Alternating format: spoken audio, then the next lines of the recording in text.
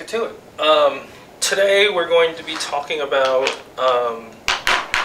Anupama Chopra's chapter Terah, the DDLJ phenomenon, from her book, 2016 book, Dilwale, Dulhania, Jayenge, a modern classic.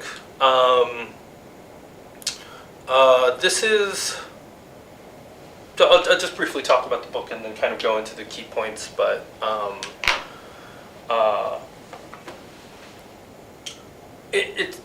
it's very clearly a less critical,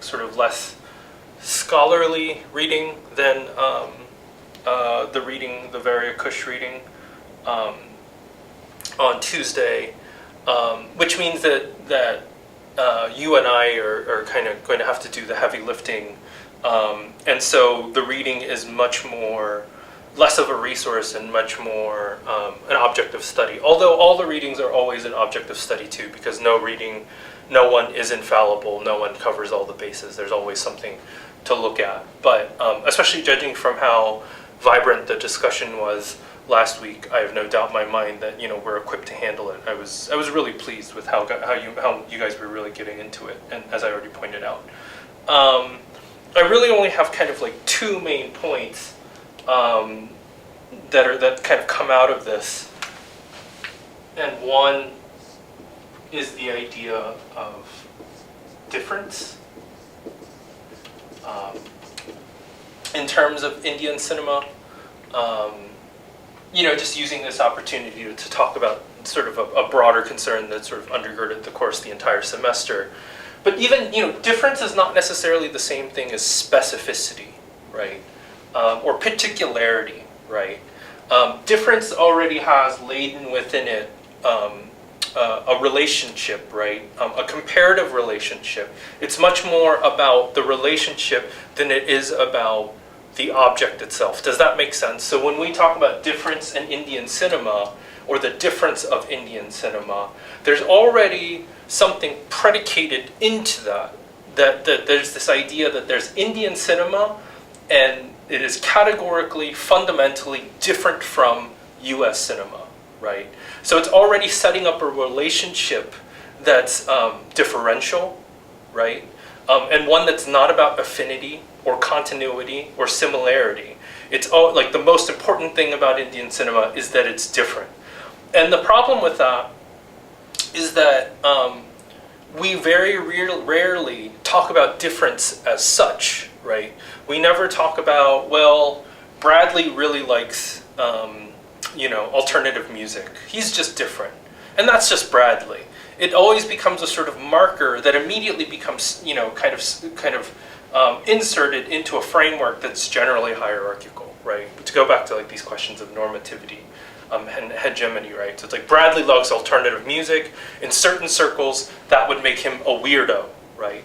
And this is why I keep sort of trying to get us to think in terms of, just to kind of put it, specificity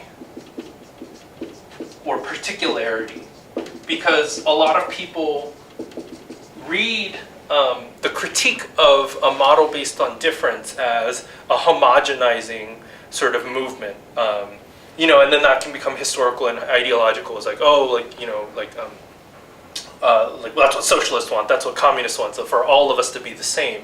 It's not that, that's not the same thing. So why I insist on specificity and particularity is that it preserves what marks and differentiates something from something or someone else, but it becomes much more about that individual detail and less about a relationship, right? So it's like there's something specific to Indian cinema, there's something specific to DDLJ versus another Indian film, right?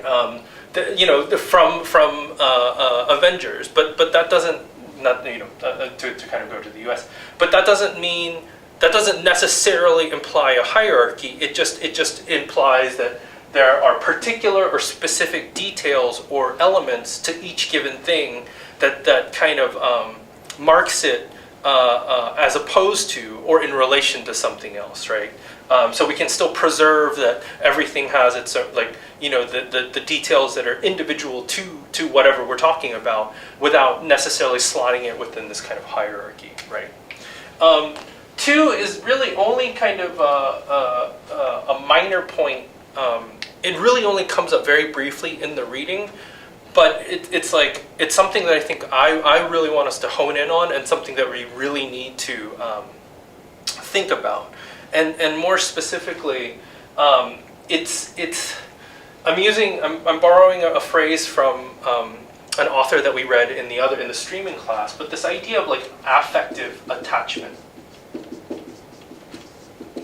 And again, I'm deliberately using this kind of technical phrase because it forces a pause. It makes us go, well, what do you mean? What is that? As opposed to if I use a comparable but more commonly used term, the wheels are kind of greased. We assume we know each other what we're talking about, and there's no kind of time for critical reflection. But in terms of affect, right, or the way that we feel, right, and attachment is a little bit more. But it's like thinking in terms of the connections that we might have, but especially like emotionally, right? And I'm bringing this up as a main point, and I'll talk about it further because it'll come up very, very quickly. But this is something that can often get in the way of critical thinking, to indulge immediately those sort of attachments, whether they're good or bad in nature, that can often come in the way of just kind of like taking stock and really sort of thinking about stuff.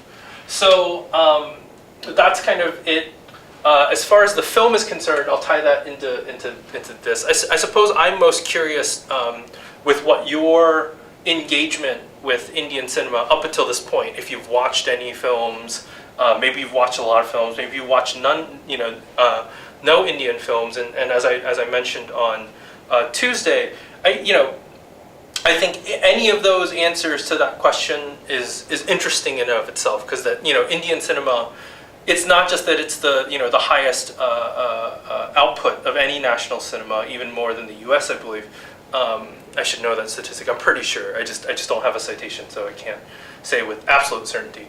I don't think that's the reason why it circulates so much. So that's something for us to worth thinking about. The fact that it does circulate so much, and not just with the diaspora, but with Americans and people around the world.